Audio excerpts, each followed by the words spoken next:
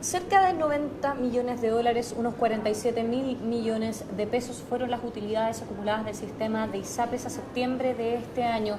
Eso encendió rápidamente la polémica y el gobierno despachó un proyecto de ley para regular el plan garantizado de salud. Para saber cuáles son los impactos que va a tener esta iniciativa, estamos con el jefe de la unidad de análisis del Diario Financiero, José Carlos Prado. Muchas gracias por este análisis. Gracias, Francisca.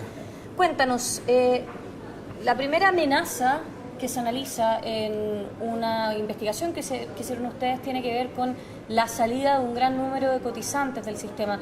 ¿Por qué podría darse eso? ¿Cuáles son las expectativas de una eventual alza de costos? Bueno, precisamente el mismo proyecto de ley que envió el gobierno incorpora un análisis desde el punto de vista del impacto que esto podría tener para el sistema por el incremento que deberían tener los planes de salud para garantizar este mínimo que está estableciendo el proyecto de ley para implementar. Que este plan garantizado de salud, que este plan garantizado de salud es un piso específico que debería tener toda la gente, un plan mínimo garantizado para todo, y eso tiene un costo. Entonces, lo que se hizo fue calcular más o menos en el proyecto de ley los costos que podría tener, y dependiendo de cierta banda, se establecía cuánta gente podría verse obligada a cambiarse al sistema público de salud, a FONASA en este caso, porque no le alcance, o tendría que ellos cubrir esos gastos de mayor cuantía del plan, o finalmente cambiarse hacia FONASA. ¿Una persona de unos ingresos alrededor de cuánto, más o menos? No, ahí se establece diferentes tramos dependiendo de dónde están los ingresos, pero yo entiendo que la mediana que ellos establecen para decir, dicen, si a una persona se le aumenta en 17.000 pesos su costo del plan de salud,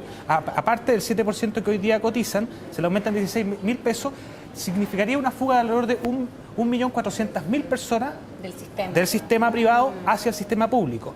Esta fuga, que es uno de los cálculos que se hace, tendría un impacto importante, ya que actualmente el sistema tiene 2.800.000, o sea, estamos hablando de la mitad de los cotizantes que actualmente beneficiarios que hoy están en el sistema de ISAPRES.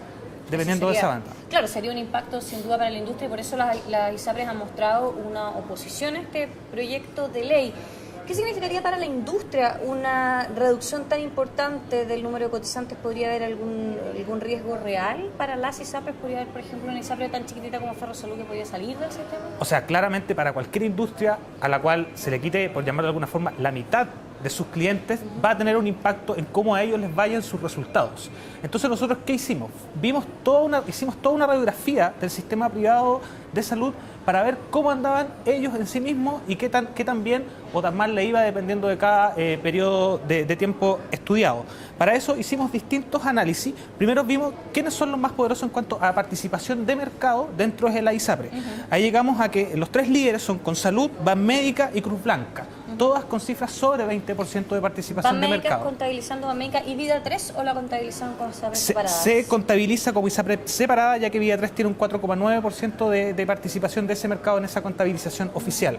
También lo que hicimos fue ver más o menos la cotización promedio a septiembre de este año para cada ISAPRE. Ahí tenemos que las tres que figuran con más alto es Vida 3 precisamente, con más de 67.000 pesos, después Colmena con 56.000 pesos y fracción, luego Cruz Blanca con 48.000 y fracción, y luego las demás que siguen con cifras que van variando dependiendo una de otra. También quisimos verificar uno de los temas que también se gatilla polémica generalmente, que es el alza de los planes. Sí. Ahí vimos que ISAPRES habían aumentado la ISAPRES y en qué magnitud lo habían hecho. Para eso revisamos las cifras con el proceso de adecuación de incremento de planes de la ISAPRES, y esto lo encabezó precisamente una de las más pequeñas, que es Ferrosalud, con un 19,8% de incremento en su plan. Más atrás, en esa oportunidad no se puede verificar porque estas cifras son a septiembre. Entonces, si hay un traslado de una ISAPRE a otra, no se puede verificar.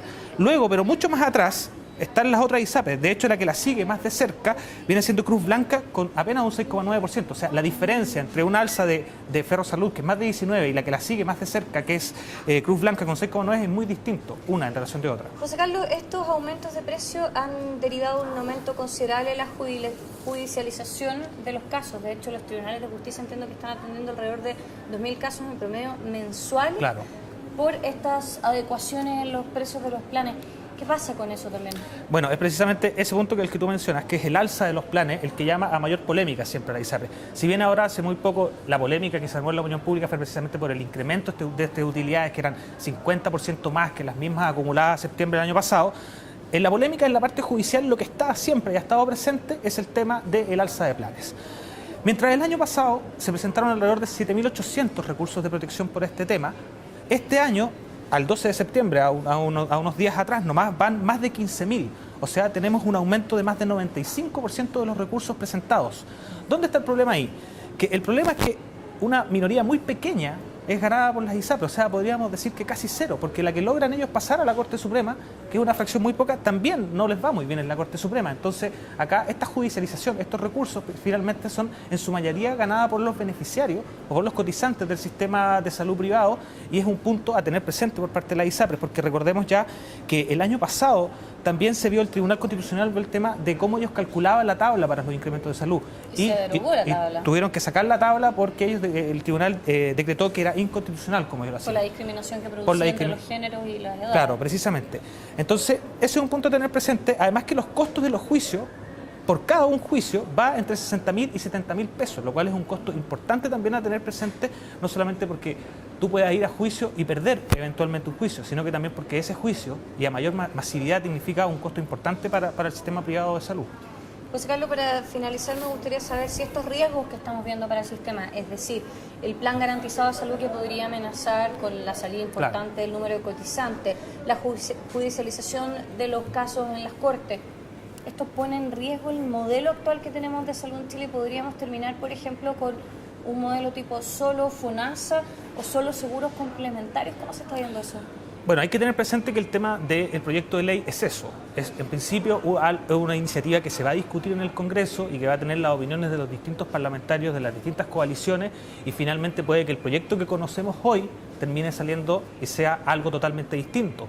Porque quizá en su momento se llegue a evaluar precisamente eso que dices tú, se llegue a evaluar el riesgo que esto puede significar para el modelo, el riesgo que puede significar en cuanto a una fuga masiva de los cotizantes y los beneficiarios que actualmente lo tienen. Y también se debería evaluar si el sistema público de salud es capaz de recibir 1,5 millones de cotizantes de un día para otro y reemplazar a lo que hoy existe en el sistema privado de salud. Bueno, ese es un debate que se tiene que dar en el Parlamento, y ahí seguramente cada una de las empresas y los representantes gremiales van a tener sus puntos y van a dar a conocer cómo ellos ven tanto el proyecto de ley como la discusión del alza de planes y los distintos temas que tienen que ver con la industria privada de la salud. Y sin duda nosotros estaremos muy atentos entonces a esa discusión para estar informando cada uno de los pormenores que estén pasando con esto, por lo mismo que comentábamos que puede producirse al final del día un cambio en el sistema de salud que lleva más de 30 años. Muchas gracias por este análisis.